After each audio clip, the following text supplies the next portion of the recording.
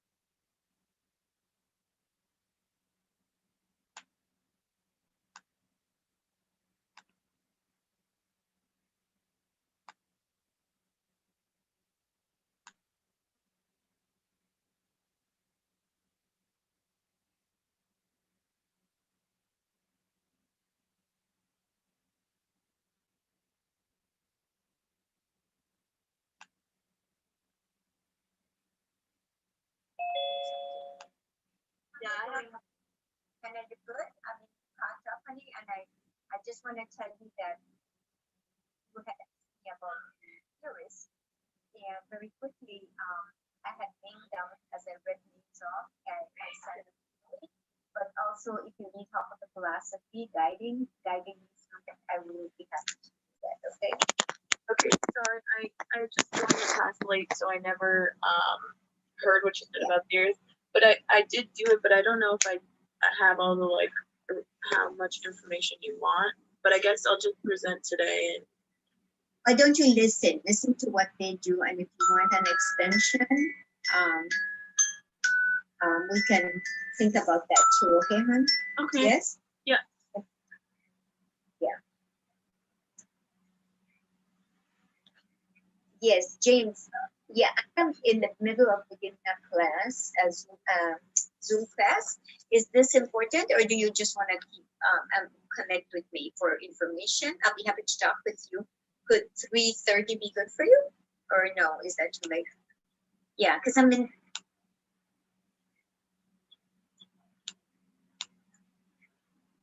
Yeah, I do. I give it to me again very quickly because I'm about to start the class. Okay, what's it? 800? Okay. 574. 7250. Okay. Okay. No special extension? No? Okay, thanks. I'll talk to you later. Bye. Bye-bye. Okay.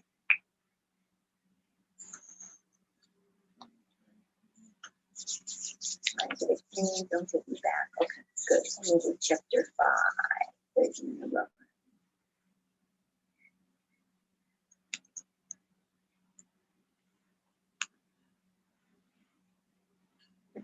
Here's my 5.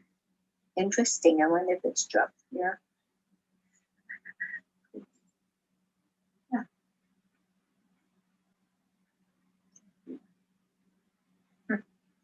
Can't find my 5.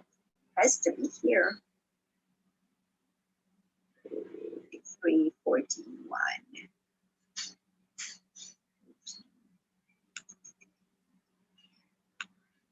Okay.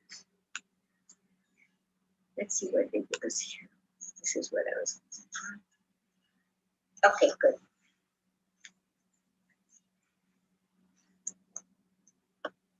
Okay, we're almost all there. Good.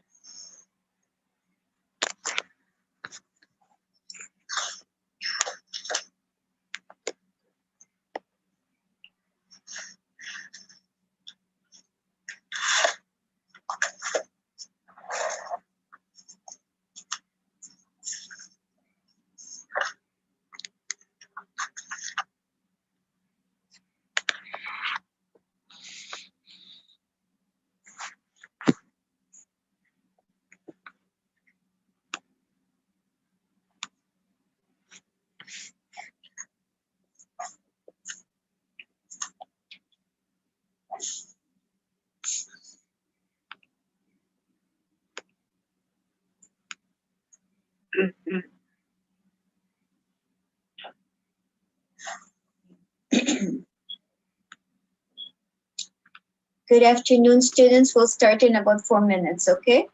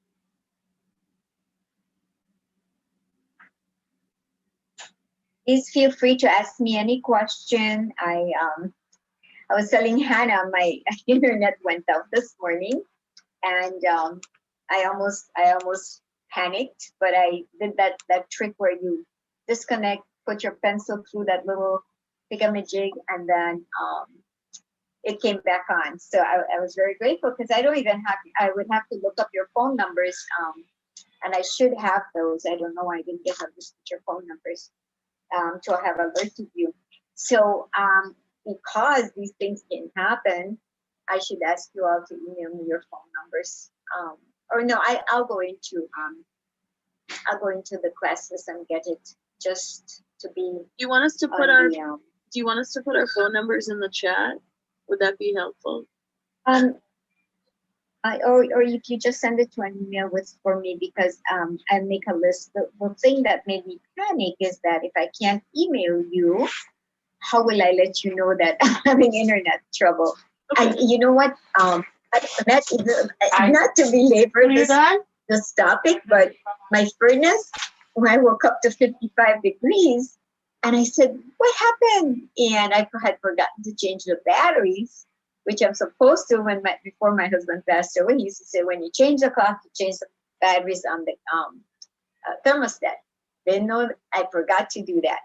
So it took a while for the house to warm up. And then I had meetings scheduled. And so it's been one of those nice mornings where it proves that I can keep my calmness, and true to character, I always say, if something can be resolved, keep your calm. And that's what I was put to the test today. But when I couldn't connect with you all, I kind of panicked because I didn't even have one phone number to say, tell the students that I'm having internet trouble. So if you would be so kind as to, or I can go in and look it up under under the Newport, but it would be easy if you just send me your emails. Is that okay? May I ask you to do that? Yes, all of you, yes? Yeah. Okay. All right, thank you. Evie, how are you there? Evie? Sweetie. Okay, you don't have to speak today if you don't feel like it, okay? Just happy to see you back. Okay, students, welcome again. And I do have a PowerPoint I want to go through, which would be a little bit off the, it does come up later on in the book, but I wanted to talk about that, guiding children's behavior, which ties in with what the theorists tell us about understanding children and all that. So let's continue our reports today. If we get that done, I will be very, very happy. So I do have, and thank you for joining me. I do have Yesenia. Are you here? Yes. Yesenia. Yes, Yesenia, you'll be able to give me your report. Yeah. You have Jonathan Kazu and Benjamin Bloom, two very big important people. Not that the others aren't. So are you ready to go, hon? Yes? I can go. Okay, take notes and remember that I'll always add to what our classmates tell us, okay? Our colleagues tell us. Go ahead. Jonathan Kozos. He was an American writer and activist born on September 5th, 1936. He's known for his books on public education in the U.S., like Death at an Early Age, which was his first nonfiction book published in 1967 and won the... Yesy, could you repeat those titles? I want the students to get those titles. Could you say the title to the book that you wrote? Two very poignant books, important books. The one you just mentioned was what? Death at an Early Age. Yeah. Everyone, could you note that? Because I know you will want to read about more about Kazo. Okay, and the next one is, okay, go ahead. Sorry for interrupting you. It won a National Book Award in Science, Philosophy, and Religion. He graduated from Harvard in 1958 in English literature. His studies examine the difference between rich and poor school districts and the gap in per student spending between suburban communities and urban communities. His theory was of opportunity. He believes that underprivileged urban children will continue to be subjected to improper education, co-founded by the lack of materials trained professionals, and the supports needed to keep them involved in their pursuits.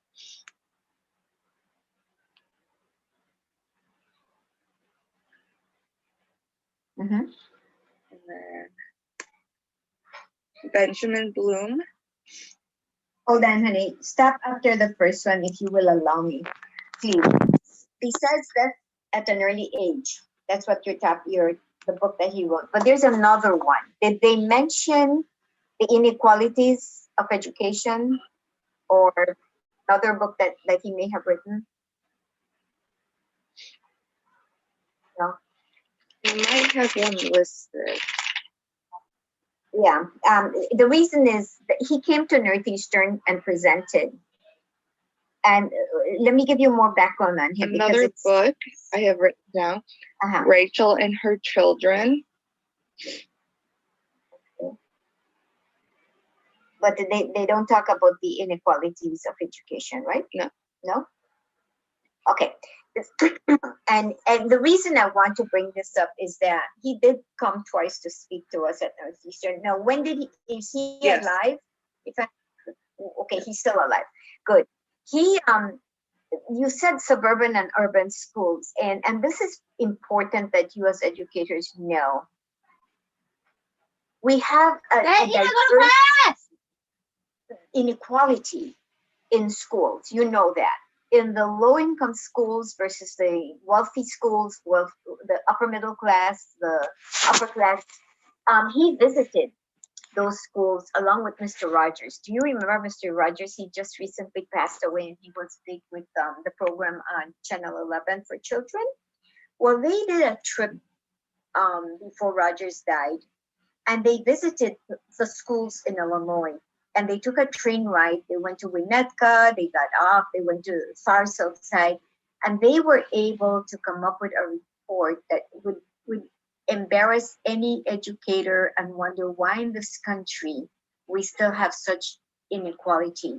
Inequality in the physical aspects of the schools, how paint, the ceilings would be dripping with lead paint, because you know that lead before 1960, this is incidental teaching for you.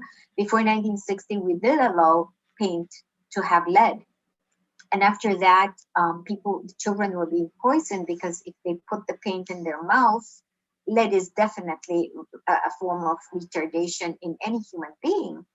And so they did discontinue using lead. But prior to that, apartments and houses and schools were painted with lead paint, if you all know that, right? If not, your parents can tell you. So that when you're going to scrape paint, they must have a lead abatement precaution where people have to wear masks, etc.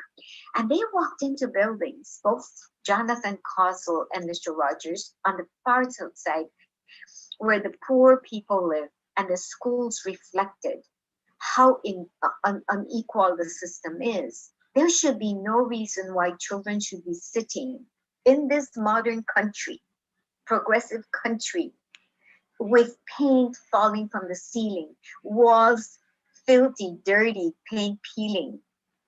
And so they addressed that in their talks and their presentations across the nation. But it's interesting how they had firsthand information. They didn't just say the wealthy has really beautiful classrooms with technology and all that. And so I am interested in promoting that you read more about Jonathan Causel. And we know who Mr. Rogers is, but I was surprised that he joined Jonathan Causel to do this research. And I want to say it's called The Inequalities of Education, and somebody who has their phone next to them can Google it for me. But the two important books that I'd like you to read in your leisure time, because you are educators, would be Death at an Early Age and The Inequality of Education. Unless the title is a little bit off. But he did present for us at Northeastern, and I'm glad you know he's still alive. He's a big contributor to education and how unfair the system is. The entire nation, how we address, and the taxes should be going to improve the schools. And you know that the aesthetics of a classroom for early childhood is of such importance. to make children feel that and happy and inebriated and ready to learn. And this is not the case in a lot of our schools. So I did want to bring that up. So if you have a chance, please read up more about Jonathan Halsall. And now let's move, honey, thank you, to your next presentation, which is Benjamin Bloom, another notorious person that is respected all over the world in terms of education. Okay, thank you. Go ahead. His theory was for learning and identifies 3 domains of learning. Cognitive skills in the cognitive domain revolve around knowledge, comprehension, and critical thinking on subjects. He was born on February 21st, 1913, and passed September 13th, 1999. 1999. Okay. His taxonomy of educational objectives is a classification of the different objectives and skills that educators set for students. The 6 levels of Bloom's taxonomy. Taxonomy. It's taxonomy. Taxonomy. Okay. Are remembering, understanding, applying, analyzing, evaluating, and creating. He worked for the University of Chicago's Board of Examination to improve the quality of education, modifying the university's educational requirements. Okay. Anything else? That's it. Okay, and so Bloom and Bloom, he and his wife wrote this taxonomy. There are other mediocre taxonomies. The taxonomy that is used entirely all over the world is Bloom and Bloom. His wife and him wrote that taxonomy. And what is a taxonomy? These are all levels of questioning that any educator should have and implement in his or her lesson plan. It is important that we know the levels that he came up with. And you name the levels which have been now watered down for early childhood. But indeed, his original levels, which are the same thing, they're parallel, they're similar. Knowledge, comprehension, analysis, not application, analysis, synthesis, and evaluation. So those are the levels. Knowledge, and then you mentioned those levels. Could you mention those levels that you say so I can crosswalk with you? What are his levels? Remembering, understanding. Okay, knowledge goes with remembering, and this is for the young babies, but knowledge is for all grade levels. Go ahead. Comprehension would be with, what's your second step? Understanding. Understanding is comprehension. That's your pyramid right there. Go ahead. Applying. Applying is application. That wasn't changed. Okay. And then analyzing, evaluating, good, and creating. And creating. So they added the creating because we want children to do. We want them to do, to be able to construct, to be able to use their tactile, the touch and the feel and the do. So let's not move too fast, because you and I will be doing a lot of Bloom's taxonomy as we walk across to comparing it with QAR. The question levels, think of a triangle, okay? The very bottom, at the very base, is what he calls knowledge. That's your first step. That's your who, why, when, where, and how.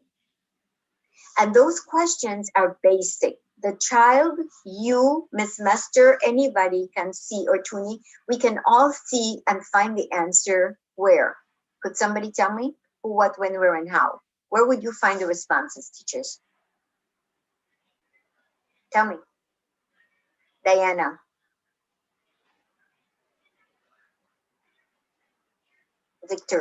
Victoria.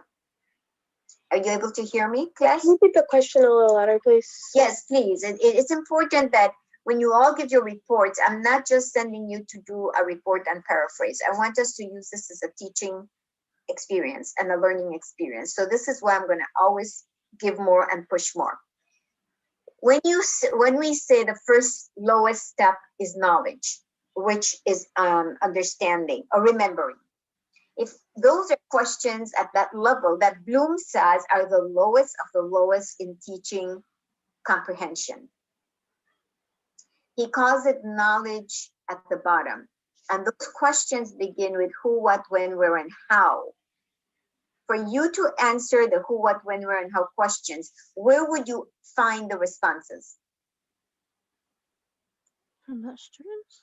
Somebody tell me, where would you find the responses? Hannah, have you read a passage and I ask you who, what, when, where, and how? Where would you find the answers? In the text. Wouldn't you find it within the passage? The context, right?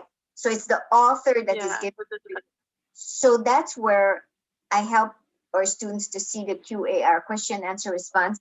We're going to combine those eventually. So that answer I just got from Hannah and whoever chimed in, thank you, is the author tells you.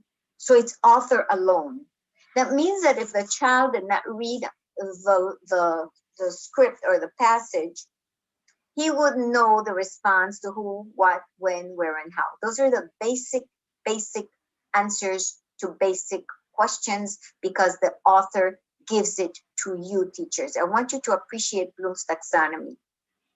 It must be there for you because when you do your EdTPA, your questions in your lessons that you will be recording must reach the higher levels.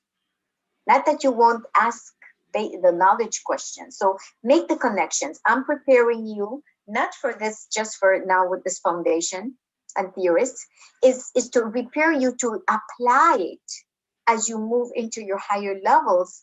And then you get to that EdTPA to get your licensure for teaching. And then in the classroom, when Charlotte Danielson's tool for evaluation given to you by the principal or the administration will look for these types of questions as you are teaching. Do you make the connection with me now? Why this is important? Good. So we have the reading and who, what, when, where, how, which is the lowest level, and that's the knowledge level of remembering. If the child remembers, he looks, the author said this, Peter is the main character. Who is the, who did, what happened in the story? Oh, the cat was chasing whatever. So it's there. The second level is what? Comprehension, and you called it understanding because they have no watered it down for the early childhood. Comprehension is only the second highest level of the taxonomy. And there is where we would ask questions, and the verbs which you will be looking for later on. The verbs will be, how did he do this? How do you know he did this? Why did this happen? So the child who read the passage, he's going beyond who, what, when, where, and how, but he's still relying on his understanding of that passage that he or she read. You see? So there's not high level of thinking there, is there? You understood it, right? And I will give you a perfect example. Bear with me. The captain of the ship said, no animals on the ship. Okay, recreational ship takes you all over.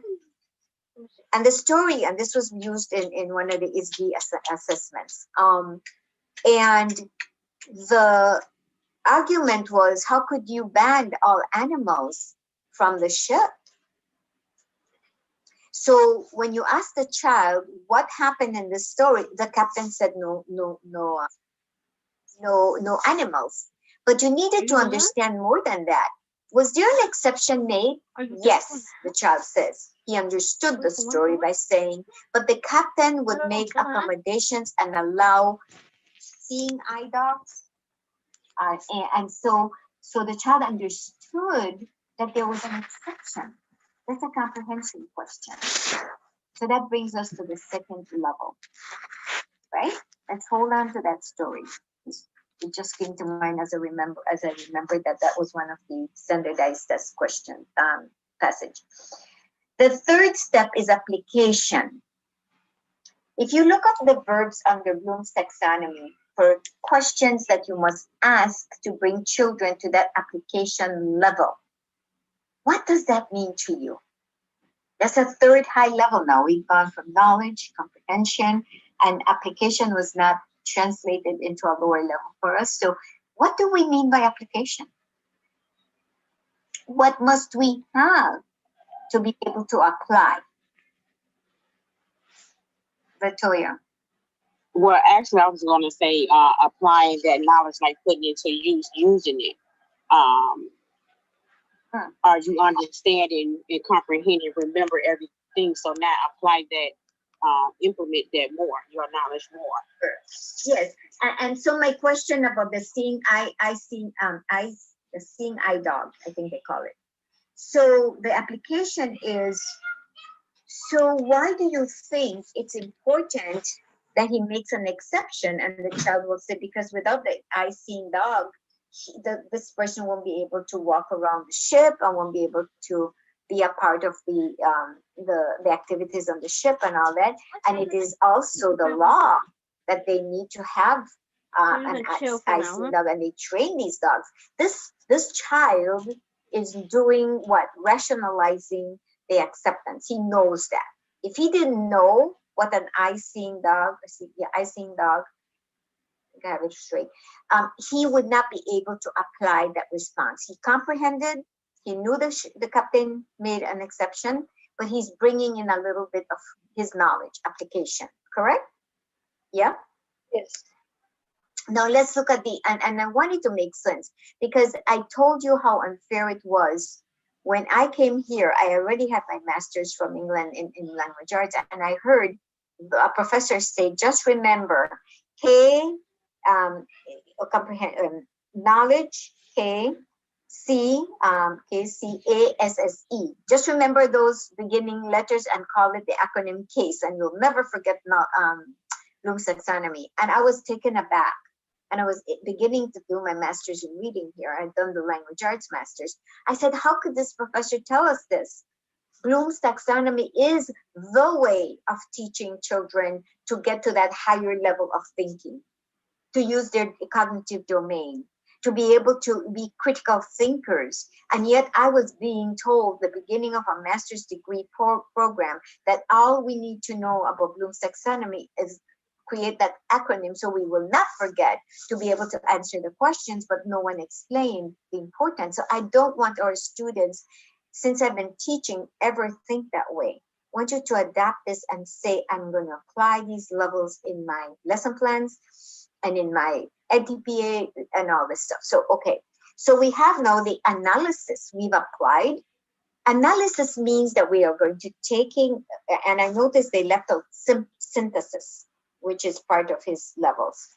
It comes after application, analysis. Let's analyze this. You're the child reading in this third grade story. How would we analyze to reach to that? We've gone through knowledge, we've gone through comprehension, we've gone through application. Now let's analyze what's happening. Think about a question that the state of Illinois would be asking you or the child in terms of the level of Bloom's taxonomy. That's the fourth level. How do we analyze this story? The child responds, and one of the questions would be, how do you think the other passengers would feel, or would they be uncomfortable? Would they be comfortable when they knew that there is an animal even in the dining area or whatever? That's an analyzing now. We're going to analyze all this. And the child says, well, the dog may have fleas, so it probably will make other people uncomfortable. And then another child said, and he also got a 4 out of 5 for this, the responses using these levels answering these levels at these levels. And if a child can do that, that child is analyzing, right? He's thinking higher than what the author said. Remember, the author didn't bring up fleas, but the child applied, and now he's analyzing. It could make people uncomfortable. And then the other child said, but many people like dogs, and they won't mind having them in the dining area, because not only are they happy that this dog is helping the blind, the visually impaired. They don't use the visually impaired word, but they use blind. And so that they should have what? Understanding. That was the word they used instead of empathy or sympathy. That's analysis. For the child to reach that, he needed to bring some of his what? author and me, right? He needed the author's information, but me is where the QAR comes in. Not only the author am I relying on to answer, but I'm in there now. My knowledge, my background, my analysis. You see? The synthesis is what I noticed wasn't brought up in his pyramid, which is important. Knowledge, comprehension, application, analysis, synthesis, and evaluation. There are 6. When you are going to synthesize something, you're bringing it together, teachers.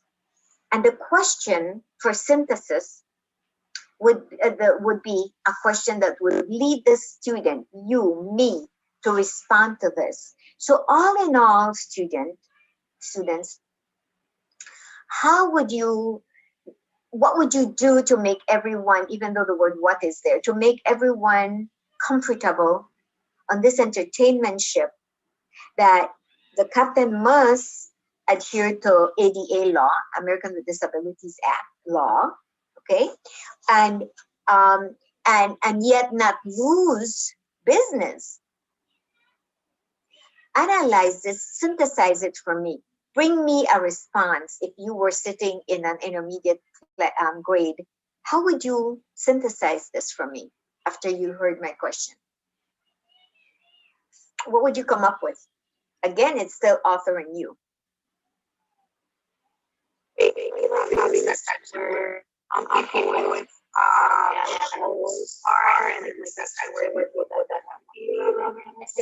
Diane, you're muffled, sweetheart. It could be something with your computer.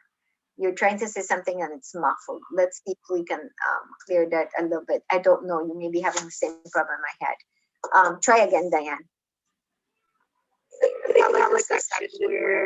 No.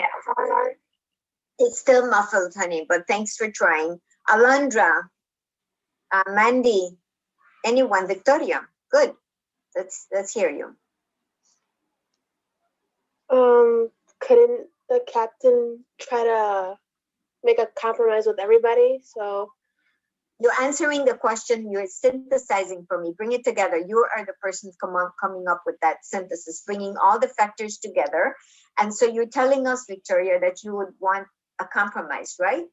How would we compromise though? You need to give me an explanation. Because this is you and the author now. Author told you the stuff, the information. You bring yourself in here. How would you synthesize all this to make all your passengers comfortable? What would you suggest? You're synthesizing everything for me. Okay, so wait. No, I'm sorry. I'm trying to think about this too. Well, me not being part of this, me not knowing exactly every little detail of the story, but for instance, if the people have issues, if you specifically, well, I don't. Yeah, you said like during lunch, like lunchtime specifically, or when they eat, or in the dining area. If that is a big issue, couldn't the captain of the ship be like set different time, so if he could let the people know who do not like the dog that the person who is visually impaired or whatever aid they need will be at the dining area from certain times, and then they can go either before or after, so they have their own time frame and they have their own availability to it. Well, that's a good synthesis. And because you didn't point out that this person has to eat separately, right? Because that would be discriminating. And the child said, we can't separate this passenger. She paid her money, big money, and even paid an extra fee maybe for the seeing eye dog. But it's also the fact that you do not separate a person with ADA, right? So this student did respond to that. There were people who like dogs, and this is more people it's inclusive rather than exclusive. But the child didn't say that. He just was synthesizing, bringing all the factors together. The legality of not separating this one person, the accommodating so he could feel comfortable with his seeing eye dog, but yet taking into consideration the passengers that did not want a dog around the. Have you seen? I've never been on a ship, on a cruise, never will be. I'm scared of them. But if you see the dining rooms of these places, they're humongous, they're fancy, you dress fancy, you go to different dinners, you sit at the captain table. If not, you sit, and it's a fancy Nancy thing. So I'm just saying, when the child responded in the synthesizing and took all the factors into consideration, not yet evaluating, but came up with a solution, isn't that a higher order thinking? You agree that as I am showing you these levels, we are getting children to do what? What? Give me one word. What are we getting children to do? Think. To do what? A higher thinking. Higher thinking. Doesn't that make it a richer lesson rather than just who, what, when, where, and how? Children are not tabula rasa, like one of our theorists say. One of the theorists thought that tabula rasa means the child comes with an empty brain, nothing in there. And one of you have gotten that assignment of tabula rasa, and I'm not going to give it away. Tabula rasa is the Latin word for empty slate, empty mind, that the child now will learn little by little, acquiring from environment.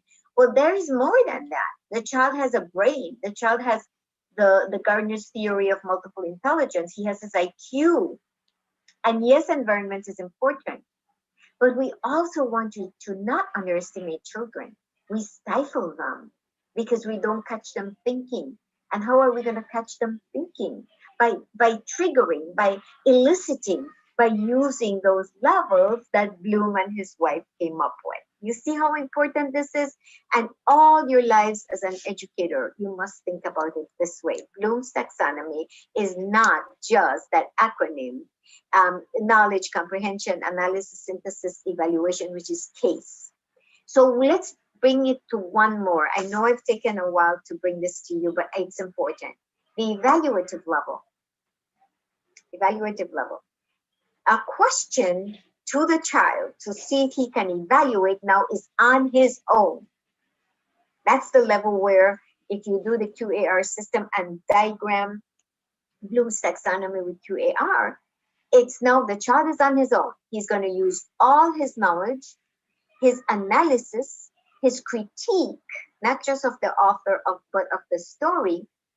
And in his critique, he's going to he's going to explain how he would evaluate this situation. Let's see if this makes sense to you. If I can come up with something so quickly with this story.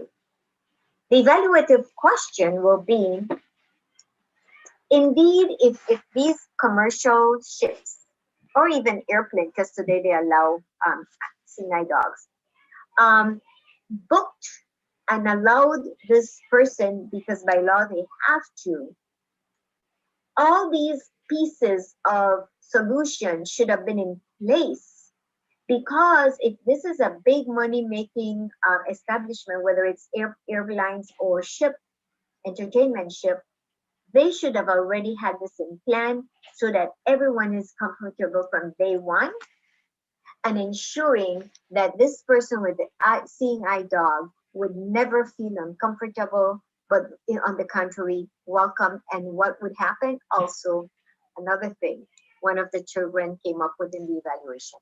Why is it the evaluative response? Why is it that they couldn't have someone escort the, and we call it visually impaired. Today, we want to get away from the word blind. The visually impaired person to join in the hall and then have an attendant that the tickets are expensive to begin with, the child would say, and have somebody take care of the dog, feed the dog, and maybe walk the dog while this person was made to feel that she or he would be a part of the passengers and activities. So that was an evaluative level of questioning and response, and that child got a 5. I remember when Isley sent these samples back and we were able to score them, and we came up with a couple that had 0.5 out of 5. Very few landed at 3. And so you see why this is important, teachers, that you learn Bloom and Bloom. And I want to get to the point, and if I forget, even though it's not in our syllabus, to give you that crosswalk between Bloom taxonomy and the QAR. This child is on his own. The evaluative level is on his own in responding. Doesn't need other than giving his outlook, his solution, his critique. If I could come up with more stories, but it would take too much time. Everyone here understands why it's important to become aware of and use Bloom's taxonomy in your questioning. It's a taxonomy that lends itself to elicit higher thinking skills from not just children, but from adults as well. Okay? Thank you for allowing me to go through that long explanation. Let's go with Yesenia, thank you. Mandy, how do you feel about talking today? Can you present for us Howard Garner and John Locke? Okay. Mandy, are you? Yeah, I'm here. For my John Locke, I couldn't really find much. Even though yeah. Okay. I'm gonna speak on about Garner first. Howard Garner. He was born on July 11th, 1943, and he's an American psychiatrist. Yeah, and he is famous for his multiple intelligence. He had, and it has, and there's in the multiple intelligence there's 8: linguistic, logical, spirit, spirit, spatial, musical, No, kinetic. it's the word is spirituality. Go back and list those intelligences, please. They're important. That's what Howard Gardner is all about, his multiple intelligences. So kindly list them for us. Thank you. Okay. I don't know how to say the one of them. The first one I said is linguistic, the ability to speak and write well. Logical with math, like to use knowledge, logic and math skills to solve problems. And then this SPATIAL, the one is the ability to think and reason about objects in 3 dimensions. Okay, Mandy, it's Yes. spatial. Spatial. Okay. Okay, and then musical, the ability to perform and enjoy music. Mm-hmm. And then kinesthetic body, the ability to move the body in sports, dance, or like gym. And then interpersonal, the ability to understand and interact effectively with others. And then intrapersonal, the ability to have insight into the self. And then naturalistic, the ability to recognize, identify, and understand animals, plants, and other living things. And the last one I have is existential, the ability. It's Mandy, Yes. it's existential. Oh, existential, the ability to understand and have concern from life's larger questions and the meaning of life and other spiritual matters. Yeah. And his theories influences the way teachers teach and how people works in the field of education. Yes, that's it. What did you understand by this? Could you please explain that to me? Because it's more than just those levels of intelligence. Can you elaborate a little bit? I know you seem to be at work right now. I hear children in the background, and that's fine that you have been able to join us. I'm very happy that you could. But what did you get from these listings of multiple intelligences? What did it mean to you? And or anybody can help you. I need not to overlook that. What does it mean for you? That he used different methods of teaching the children. He had different ways of Some kids learn verbal, some learn visual. It's not the method, son. It's understand. Thank you for trying. Yeah. We need to emphasize this, that you are born not just with an IQ, but you inherit one that is more predominant than the other, one of these intelligences. It's an inherited, it's innate. However, when we choose not to address children with all the multiple intelligences, even though one is more predominant, he's musically inclined, doesn't mean that the child will not learn to be the linguistic child, that the child will not learn to be kinesthetic, the gym player, the sports player. We need to address all of these learning styles, they are the learning styles, what it is, in our lesson plan.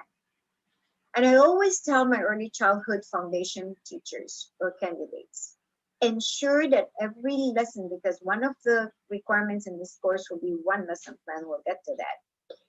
One of the requirements is that your lesson plan must have activities embedded within that lesson plan that will address the visual, the speaking, maybe the smelling, the touching, which is the kinesthetic. All of these learning styles must be addressed in one lesson plan, because where Jerson or Yesenia or Vicky may be more visual, the child is more in tune to have to see it, to be able to touch it, the kinesthetic. But then she brought up interpersonal and intrapersonal. That's one of the 9 intelligences. You may be so outgoing.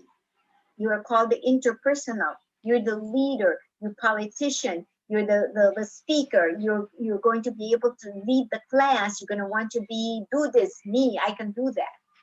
The intra, not the inter, the intrapersonal is the shy child. That child was born with that. It doesn't mean that we don't get him out of his shyness. And we call them introverts sometimes. And I'm not talking about Asperger's or autism or anything. I'm talking about a child who has no physiological delays. These intelligences are part of the makeup of this child. He or she inherited it, just like we inherit our IQ. What Howard Gardner is saying is that we know that there is one more predominant than the other. I'm not musically inclined. My husband was. He could pick an instrument, play it, and play any tune he wanted. And when he learned notes, he enhanced that sound. I have to know notes to play even and bingo was his name, or the simplest thing, because I'm not musically inclined. It's not predominant in me. It doesn't mean I can't learn music, you see?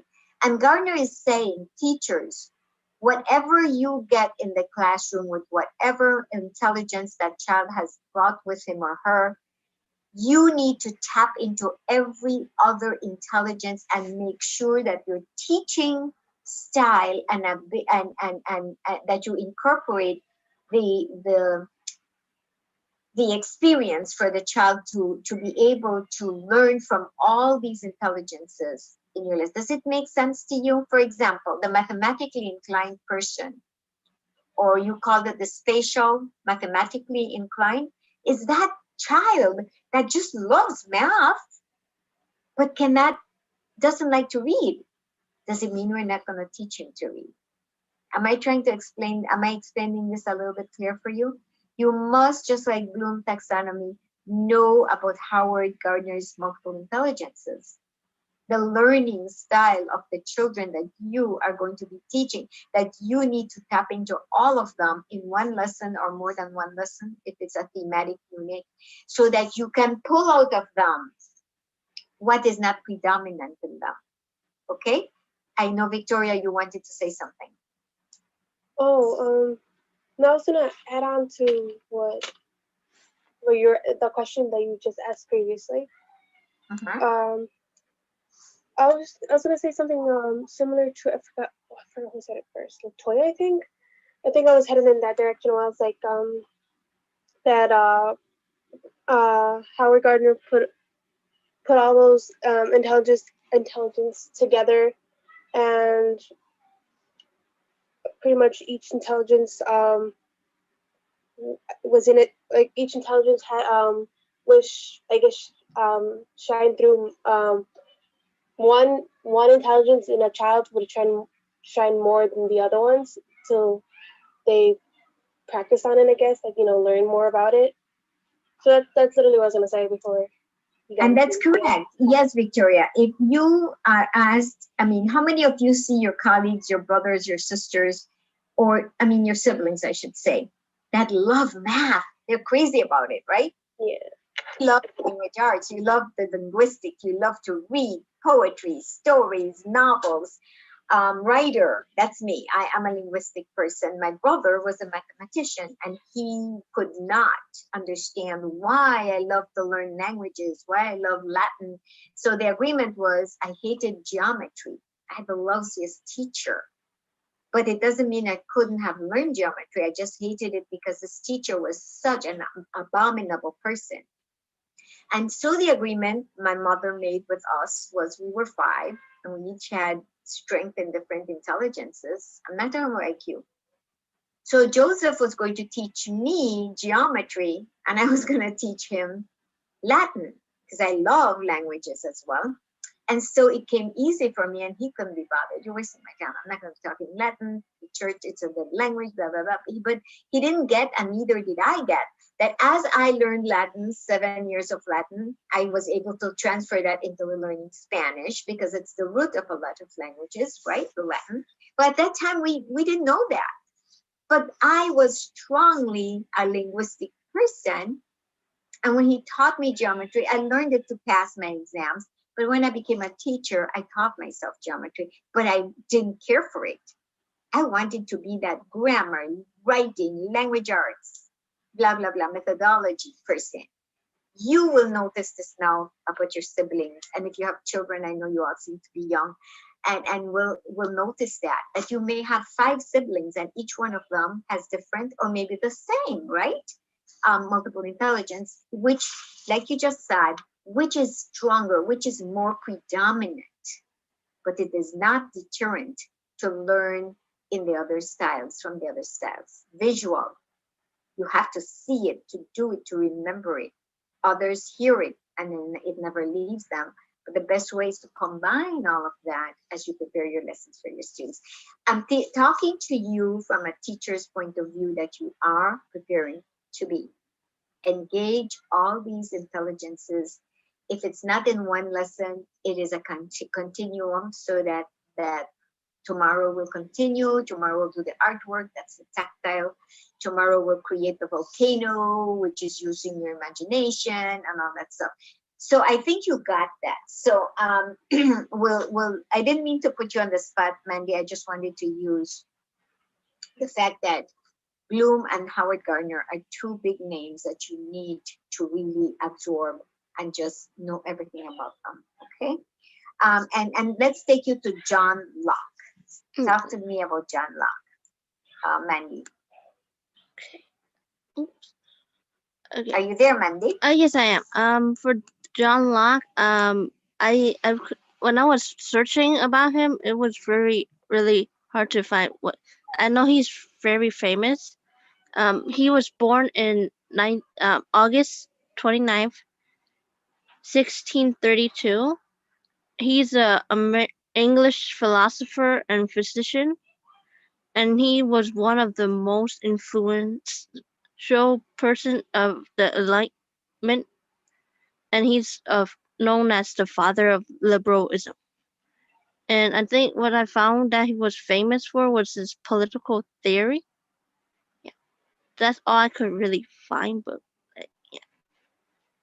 Okay, now he's the one with John Locke also talked about the tabula rasa. The child who comes with an empty brain. There's nothing in there, and he's about to begin to learn. Now, there are other theories that will disagree with him. We're not all a clean slate. Our genes were being developed in the mother's womb, and through the umbilical cord, we were getting our nutrition. all that time, the mystery of those 9 months, the brain was being formed, the senses, the nervous system, the sounds were already, the child, the baby, the embryo already at a certain level is able to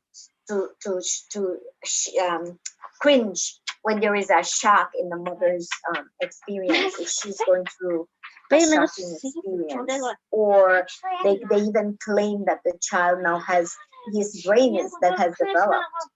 Remember, I'm not talking about the fully grown brain. The size of the brain comes to its size, full size at 3 years old. You all know that, right? But as the full brain develops, not the size of it, the child is supposedly feeling everything that the mother feels. If you sing to the mother's womb, the baby is hearing it. So there is an argument. And I love to continue to read more about this argument, that we are not tabula rasa. We don't come with a clean slate. Well, what John Locke was referring to is that the child is innocent. I want to believe that, but they still haven't clarified that. That every impression he or she picks up from postnatal, combined with his genes, will now form who that person, that little person is and will become. You see, that's how we as educators try to analyze John Locke's findings. And it said that not only the blank tablets, we call it blank slate, because slate is, today you replace it with tablets because every child has a tablet. But in those days when we studied John Locke, it was called a blank slate, because slate was like a chalkboard, but a small one, a square like you were seeing my face. And children would use and then erase on it, and most third world countries still use that. And so he believed that children's experiences determine who they are. I hope that everyone is following, because I'm not big on just testing, but I will bring in a whole lot of these in our midterm. So what I'm explaining is clarifying things, not just throwing these theories at you. Okay, so it says believe children's experience determine who they are. True? Yeah. Experiences are the basis of all learning. Experiences are part. That's where they disagree with him. All learning comes just from experience. No. Acquired knowledge from experience is okay. But you acquire knowledge from what else? From reading, from instructors, from effective teachers, and from textbooks that are only resources for the child. So the entire whole child is formed from his genes and his experiences and his the impact that the environment has on the child. And the more you give that child, the more he will absorb it. So he could have gotten into a little bit more detail in his findings. So he does say, though, that learning should begin early. The child learns from the moment there is innate learning, where the moment you put the child at the breast, or give the bottle the nipple, the lips, the child is beginning to suckle. That is innate, right? But the child also learns that if he cries or she cries, his diaper is wet, or he's in pain or hungry, he is expecting a response. That's a learning that, again, is innate. What he's referring to is not the innate that brings the reflex, the part of his nature. I cry if I feel pain. I cry if I'm wet. I cry if I'm hungry. I cry if I need to be cuddled. He's talking about external learning. And that's where the environment comes into play, meaning the teacher, the parents, the siblings, etc. Okay? Children learn what they are taught. That's true. Teachers literally make children learn if they're effective teachers. I'm glad that he brought that up. If it is possible to rear children to think and act as society wants them to, this is formal teaching. This is called preparing the child to actually behave the way he or she should behave in environments, in society.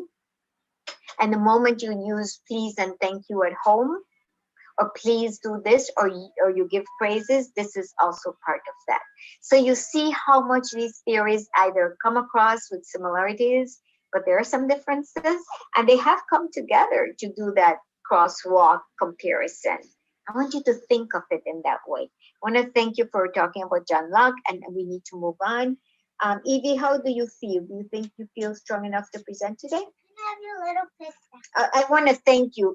First of all, It's let me wrong, thank okay. Mandy. Mandy, thank you. No. Evie, are you ready to present? You swallowed it? No. Yeah, I think I'll be okay.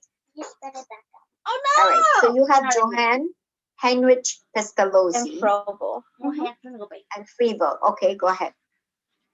Okay, so my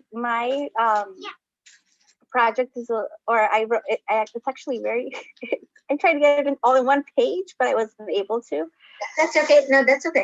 Okay, so I'll start off with Jonah Heinrich Pistozzoli. And Johann was a Swedish social reformer and educator. He is best known as the father of modern education, or the father of pedagogy. I'm not sure if I said that correctly.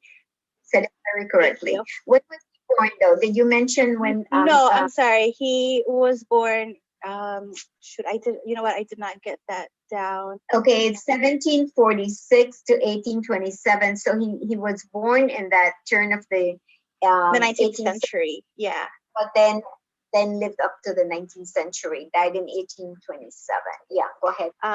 His theory of pedagogy expresses that every individual, regardless of social status, has the ability to learn, and that it is a right of the people to be provided with adequate and proper education that would change their lives.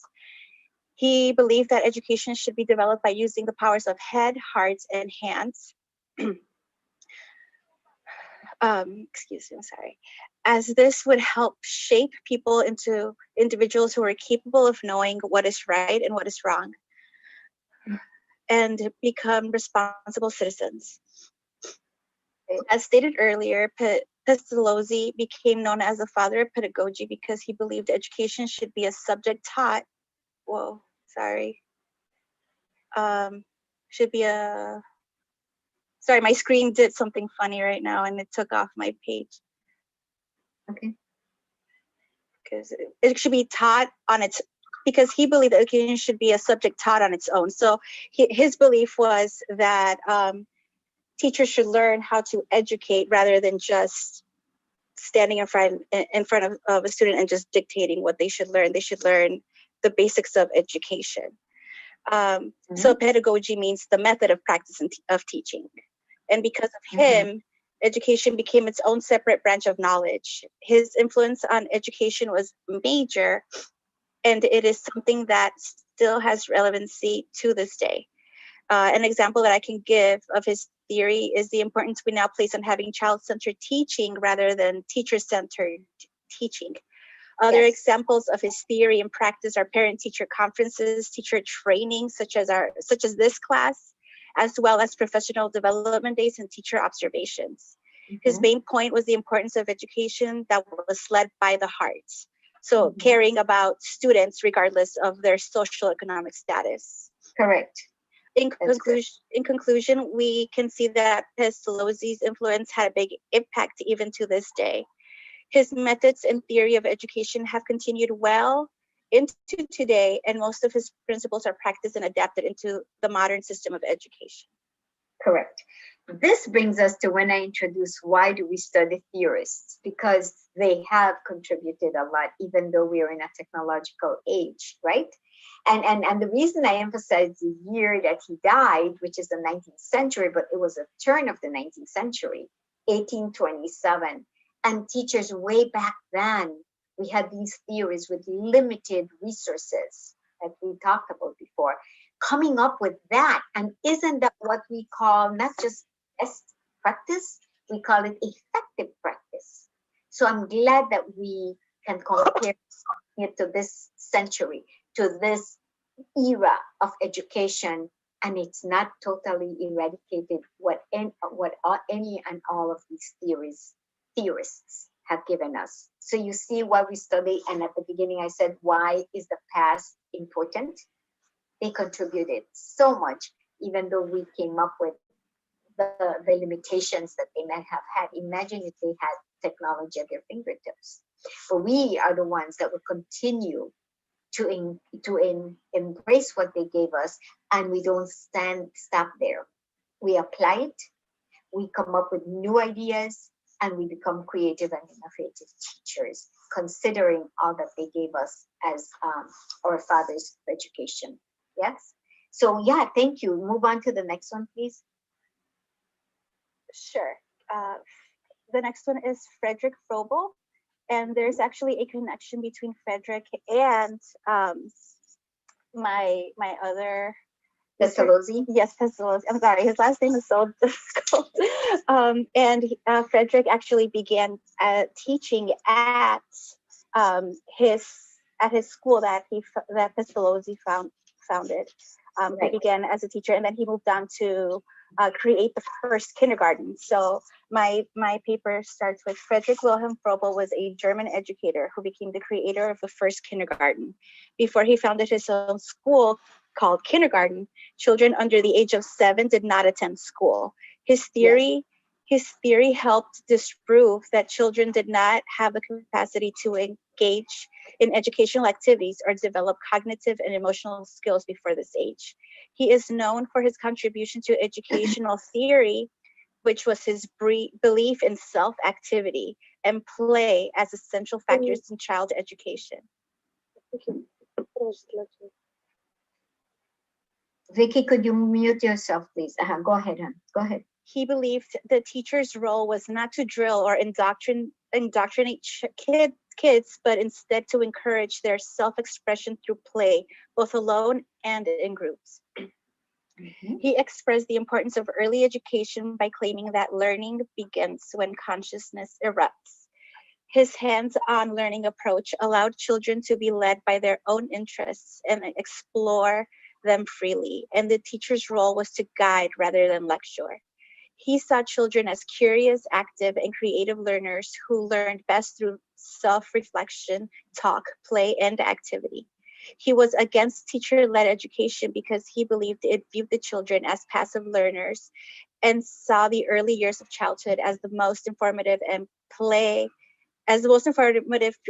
as the leading form of development. And his way of thinking at the time was very radical. He created 20 gifts that included blocks, sticks, and balls for children to use. He designed these educational play materials to help children appreciate and recognize the patterns and forms found in nature.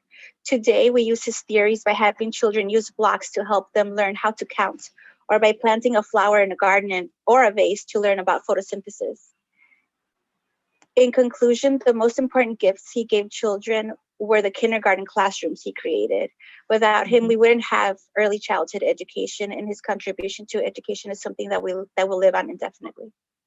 Thank you. That's a good report. Let me explain though. Let's take you back to how he emulated or carried through Pistozzoli's theory.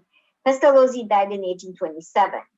Frederick was already born because Pistozzoli was 1746 to 1827, but 1782 to 1852, he still had like 30 odd years before he passed away to adapt what Pistozzoli said.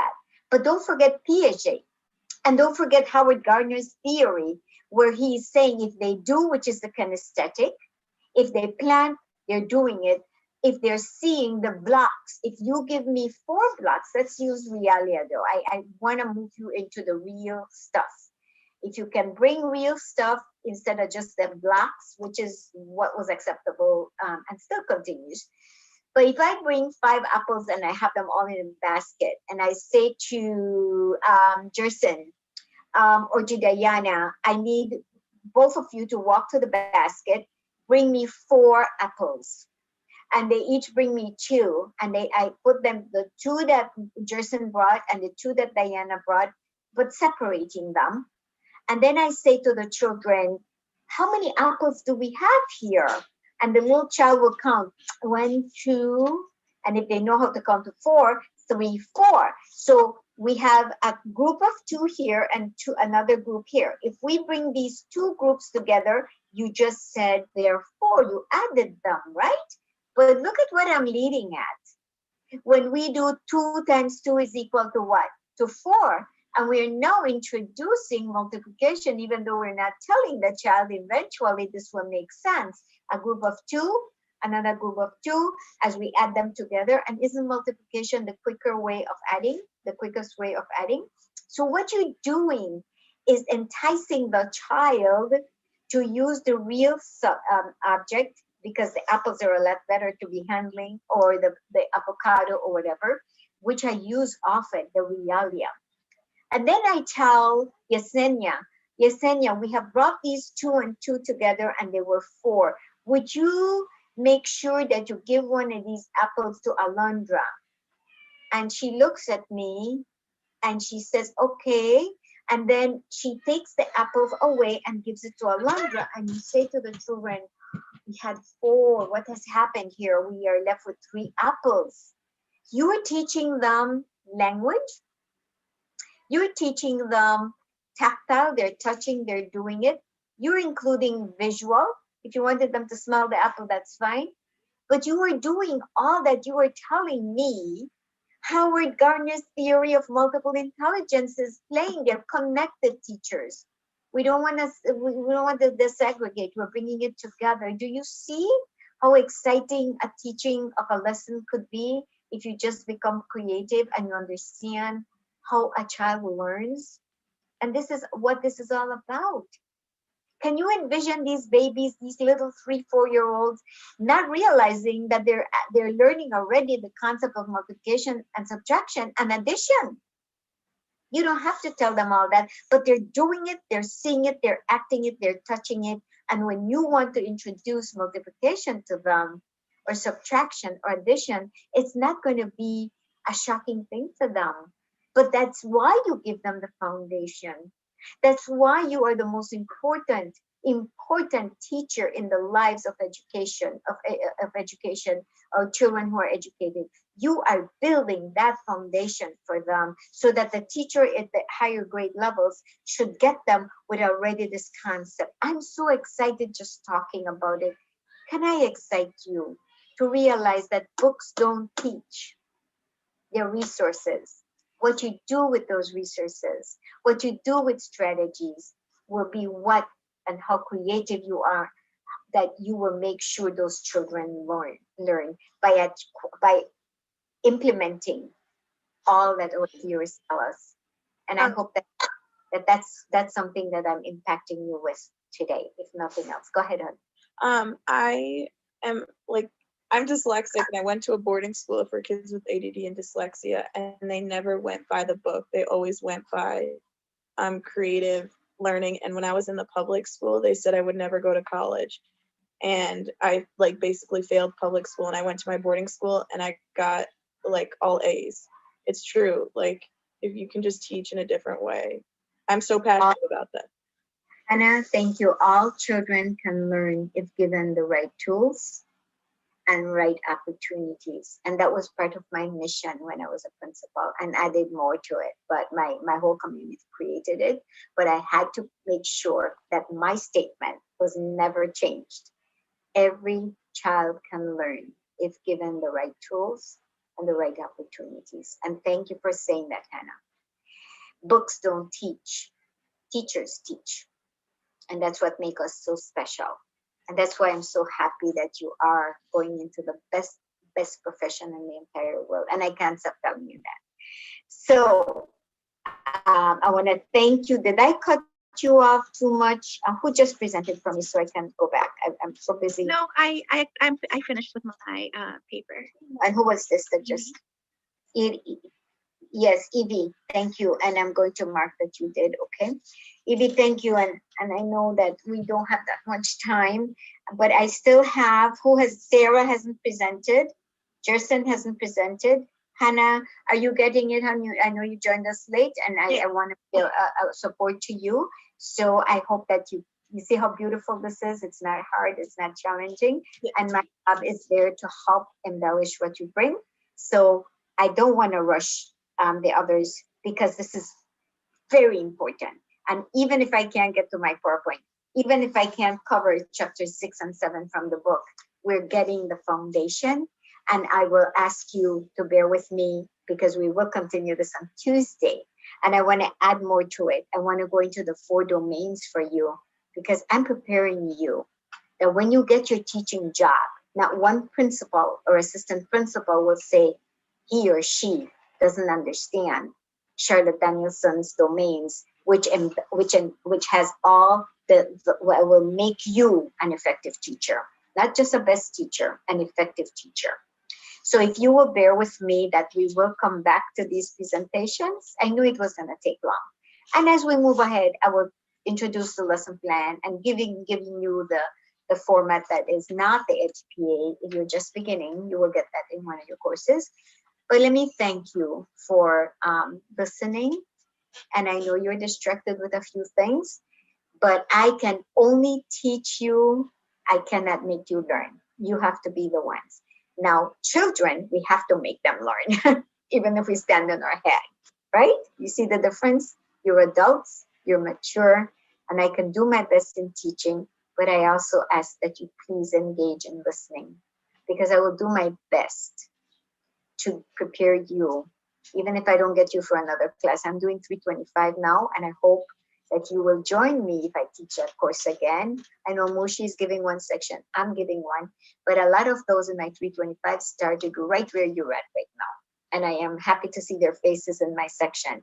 However, it doesn't guarantee that I'll be given that course in the next semesters, but if you do, you will see how exciting and connecting, how we connect today's and this course with your other levels of education as you move on to almost become a senior. And then the challenge is applying this into getting your licensure and then walking into that classroom with all the confidence that you will show those principals or administrators that you know what it takes to teach a group of children.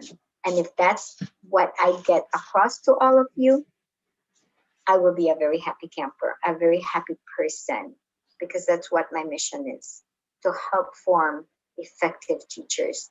So thank you, and I'll see you on Tuesday. Yes? Have a beautiful rest of the day. Thank you for your patience.